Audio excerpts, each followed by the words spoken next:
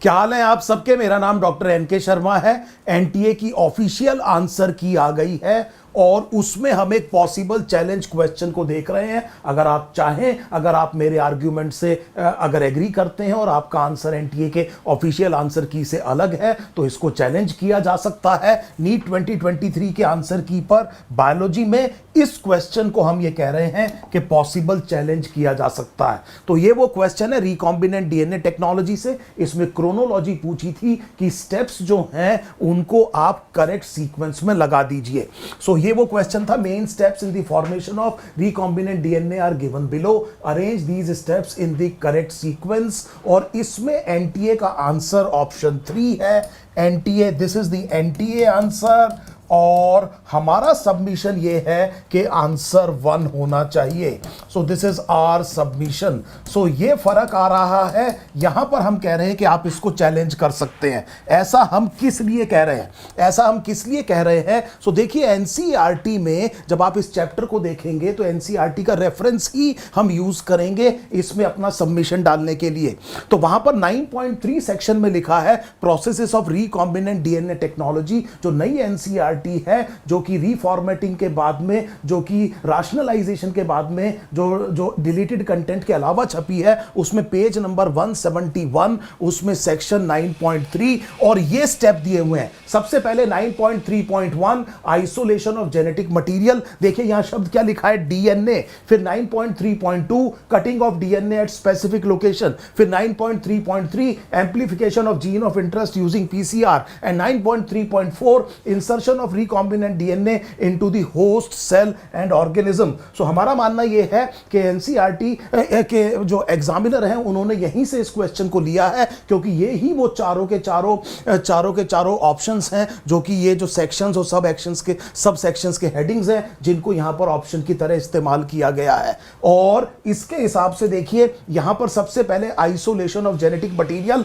और उसके आगे लेकिन लिखा क्या है, डीएनए लिखा है। फिर हमें प्रॉब्लम क्या है, हमें प्रॉब्लम यह है, या हमारा सबमिशन यह है, हम ये कह रहे हैं कि 9.3.1 में लिखा है isolation of genetic material DNA. इसका मतलब यह हुआ कि अगर आपने डीएनए में से अपनी डिजायर्ड जीन लेनी है तो पहले वो जो सोर्स सेल है उससे आपको डीएनए प्योर फॉर्म में आइसोलेट करना पड़ेगा, जो बाकी मॉलिक्यूल्स हैं उनसे उसको फ्री करना पड़ेगा। जब आप उसे प्योर फॉर्म में आइसोलेट कर देंगे तो फिर एनसीईआरटी कह रही है कि फिर आप उसको रेस्ट्रिक्शन एंजाइम के साथ इंक्यूबेट करेंगे, वो उसको कट कर देगा और अलग अलग फ्रेगमेंट्स जनरेट होंगी। सो फ्रेगमेंट्स जनरेट होंगी, पहले डीएनए को प्योर फॉर्म में आइसोलेट करना है और फिर फ्रेगमेंट को जनरेट करना है। कंफ्यूजन क्या है, हम ये कह रहे हैं कि पेपर क्या कह रहा है, पेपर ये कह रहा है isolation of desired DNA fragment, जबकि वहां क्या लिखा है, isolation of DNA. So DNA और डीएनए फ्रेगमेंट में अंतर है। हमारा सबमिशन ये है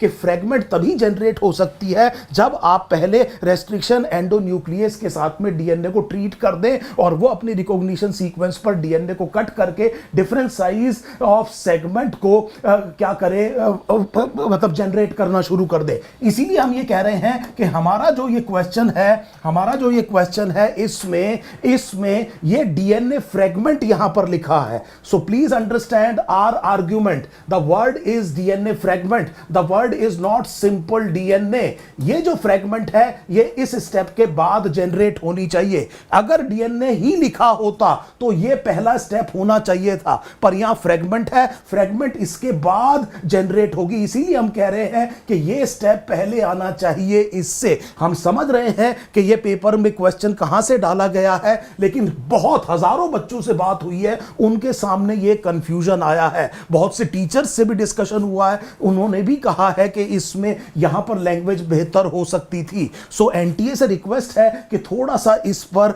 ध्यान से विचार करें। और देखिए एक और मैं यहां पर आपको चैलेंज के लिए आर्ग्यूमेंट दे सकता हूं। पेज 168, इसी किताब में पेज 168 में एनसीईआरटी पहले कह रही है separation and isolation of DNA fragment, यहां पर वो शब्द इस्तेमाल कर रहे हैं डीएनए फ्रेगमेंट, और फिर कह रहे हैं कि जब आप कट कर देते हैं डीएनए को रेस्ट्रिक्शन एंडोन्यूक्लियस से, उससे बनती है फ्रेगमेंट।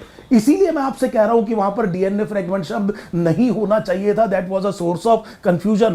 वी अंडरस्टैंड कि ये क्वेश्चन बनाया कहां से गया है, लेकिन उसमें उस वर्डिंग की वजह से कंफ्यूजन आया है। यहां पर भी देखिए, फिर इल्यूशन से जो सेपरेटेड डीएनए फ्रेगमेंट्स है, उसमें जिस फ्रेगमेंट में जीन ऑफ इंटरेस्ट है उसको पहचान करके अलग कर लिया जाता है after staining with ethidium bromide. आप देख सकते हैं फ्रेगमेंट को। सो ये वो चीज है जिसकी वजह से हम ये कह रहे हैं कि ये जो पर्टिकुलर क्वेश्चन है, इस पर्टिकुलर क्वेश्चन में आंसर 1 होना चाहिए, और आंसर होना 1 चाहिए और 3 नहीं होना चाहिए।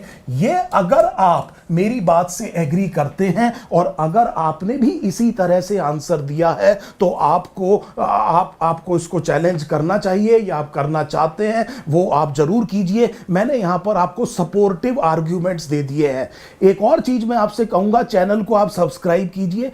अगर इस आंसर की में अगर आपका कोई भी आंसर अलग है और आपके पास कोई वैलिड आर्ग्यूमेंट है, आप मेरे साथ शेयर कीजिए, और उसके बाद में यहां पर कमेंट सेक्शन में आप डालिए, चैनल शेयर कीजिए। आपकी कोई प्रॉब्लम है, आप उसको मेरे साथ शेयर कीजिए, आप उसको अपने वैलिड आर्ग्यूमेंट के साथ पोस्ट कीजिए। अगर मुझे ऐसा लगेगा कि उसमें दम है, तो मैं भी अपनी तरफ से कंट्रीब्यूट करूंगा, ताकि एक बेहतर तरीके से उसको चैलेंज किया जा सके। Thank you for your time. Best of luck. This is doctor NK Sharma.